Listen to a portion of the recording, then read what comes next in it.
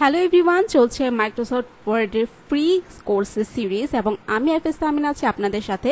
আজকে আমরা দেখব আমাদের হোম যে বাটনটা আছে বা হোম যে মেনুটা আছে এটা পার্ট 1।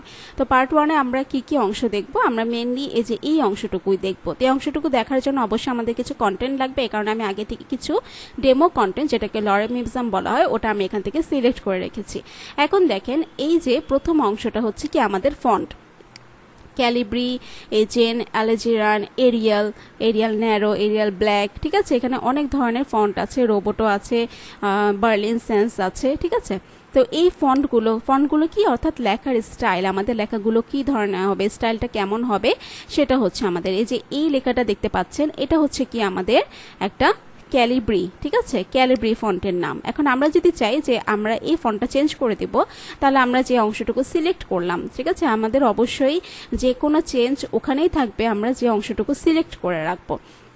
তো আমরা এটাকে সিলেক্ট করতে পারি কিভাবে? একে তো এভাবে ড্র্যাগ করে, যেটা আমরা এর আগে লেসনে দেখেছিলাম, অথবা তিনটা সিলেক্ট করলে আমাদের ফুল সেন্টেন্স বা ফুল প্যারাটা একসাথে সিলেক্ট হয়ে যাবে। এখন সিলেক্ট হওয়ার পর দেখেন, এখান থেকে আমরা যদি চাই আমরা এটার চেঞ্জ করবো। দেখেছেন, এটা কিন্তু এই যে ধরলেই কিন্তু দেখা যাচ্ছে যে এটা কি ধরনের চেঞ্জ হচ্ছে। ঠিক আছে, আমি একটু এটাকে বড় করে নিই, আগে বড় করে নিই। যে দেখেন, এটা সিলেক্ট করলাম, সিলেক্ট করার পর দেখেন এখানে কি একটা নাম্বার আছে না, এটা হচ্ছে আমাদের ফন্টের সাইজ।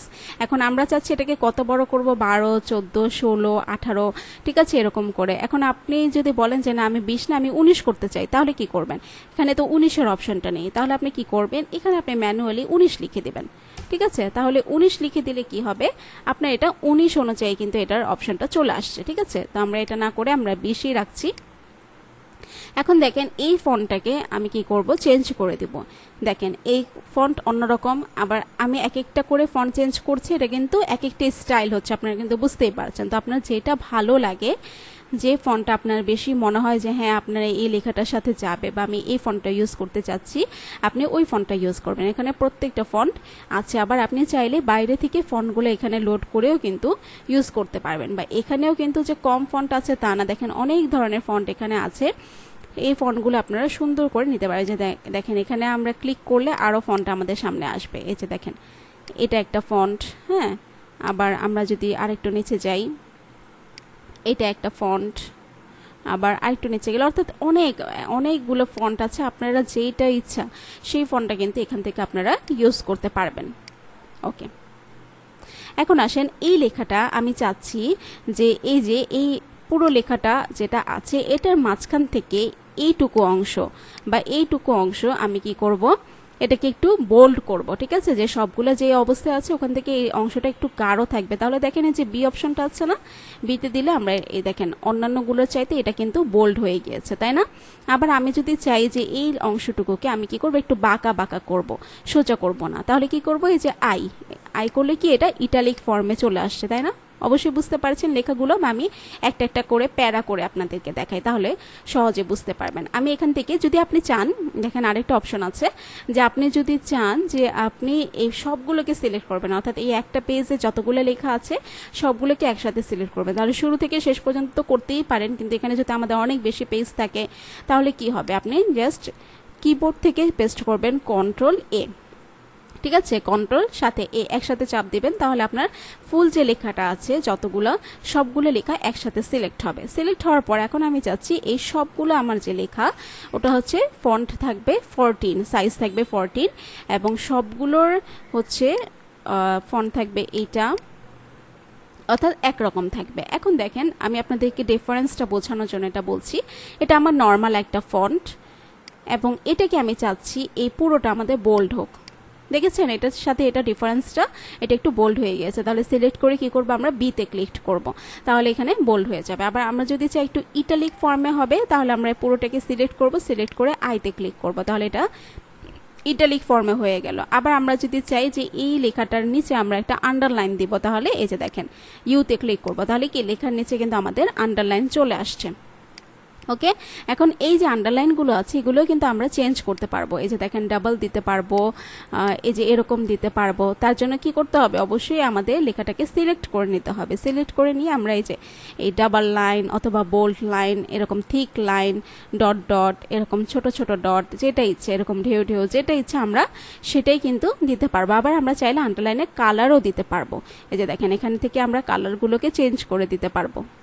এই যে আমরা যে কালারে ক্লিক করছি ওই কালারই কিন্তু চলে আসছে, দেখেছেন? এখান থেকে আপনারা কালারও চেঞ্জ করে দিতে পারবেন। ওকে, এখন আসেন আমাদের যেটা দরকার হয় সেটা হচ্ছে আমাদের এই যে ফন্ট, এখানে দেখেন এ সেন্টেন্সগুলো কি আকারে আছে, প্রথমটা বড় হাতের হবে, পরেরগুলো ছোট হাতের হবে, তাই তো? এটা হচ্ছে সেন্টেন্স কেস। কিন্তু আমরা যদি চাই যে আমরা এই লেখাটাকে এরকম না করে আমরা লোয়ার কেস করব, তাহলে সবগুলো ছোট হাতের হবে। দেখেন সবগুলো এখন ছোট হাতের লেখা কিন্তু চলে আসছে। আবার আমরা যদি চাই যে এটাকে আমরা কি করব, আপার কেস করব, তাহলে সবগুলো লেখা বড় হাতের ক্যাপিটাল ফর্মে কিন্তু সবগুলো চলে আসছে। আবার যদি আমরা চাই যে ক্যাপিটালাইজ ইচ ওয়ার্ড, অর্থাৎ প্রত্যেকটা ওয়ার্ডের যে প্রথম অংশটুকু আছে সেটা আমরা ক্যাপিটাল করব, দেখেন প্রত্যেকটা আমাদের ক্যাপিটাল চলে আসছে। ওকে, তো আশা করি আপনারা এই জিনিসটা বুঝতে পেরেছেন। এখন আসেন যে আমরা যদি চাই যে এই লেখাটাকে বা এই যে এই লেখাটাকে আমরা কি করব, একটু কালার করব। ঠিক আছে, কালার করলে যে দেখেন ফন্টের বিভিন্ন শেপ আছে। আচ্ছা, শেপ পরে আমি একটু কালারটা দেখাচ্ছি।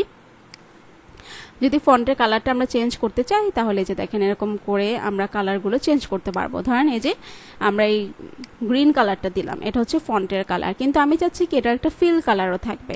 তো ফিল কালারটা হতে পারে যে ইয়েলো অথবা এটা যেটা আর কি ফুটবে। ঠিক আছে, আপনার লেখার সাথে যেটা বেশি মানাবে আমরা সেটাই দেব। ঠিক আছে, এখন এখানে দেখেন এই কালারটার সাথে আমার মনে হচ্ছে কি আমার ফন্টের কালারটা হোয়াইট দিলে বেশি ভালো লাগবে। এই যে আমি এটাকে হোয়াইট দিয়ে দিলাম। তো এভাবে করে আপনারা ফিল কালার এবং ফন্ট কালার এই দুটোই কিন্তু চেঞ্জ করে নিতে পারবেন। ওকে, এখন আসেন আমাদের লেখার কিছু শেপ। যেমন এই যে দেখেন এখানে দেখেন এইটা এরকম, তারপরে যে কমলার মধ্যে আর চলে আসছে, ইয়েলোর মধ্যে, এরকম চেঞ্জ করে করে আপনারা যেভাবে ইচ্ছা ওভাবে কিন্তু এগুলোকে সিলেক্ট করে দিতে পারবেন এবং যে লেখাটা আপনাদের বেশি ভালো লাগছে ওটা কিন্তু চুজ করে নিতে পারবেন। ঠিক আছে, এই সবগুলোর মধ্যে ধরেন আমার এটা বেশি ভালো লেগেছে, আমি এটাকে চুজ করে নিলাম। তাহলে দেখেন এই যে লেখার একই লেখাকে আমরা দেখেন কতগুলো ডিজাইন করতে পেরেছি, কতগুলো মানে আলাদা আলাদা ধরন করতে পেরেছি, তাই না? তো এই যে এই মেনুটা দিয়ে, ফন্টের যে মেনুটা আছে এই ফন্টের মেনু দিয়ে আপনারা অনেকগুলো কাজ একসাথে করতে পারবেন। তো এই কাজগুলো যদি আপনাদের জানা থাকে তখন আপনারা যখন ভালো ভালো কাজগুলো করবেন, ডকুমেন্ট করবেন, প্রজেক্ট করবেন, তখন আপনাদের খুব ইজিলি এগুলো চেঞ্জ করতে পারবেন, তখন আর এই প্রবলেম হবে না। তো এর পরের ক্লাসে আমরা দেখব প্যারাগ্রাফ নিয়ে কিছু আলোচনা করব, যে প্যারাগ্রাফগুলোকে কিভাবে সাজাবেন। সে পর্যন্ত সবাই ভালো থাকবেন, দেখা হবে পরের ভিডিওতে। আল্লাহ হাফেজ।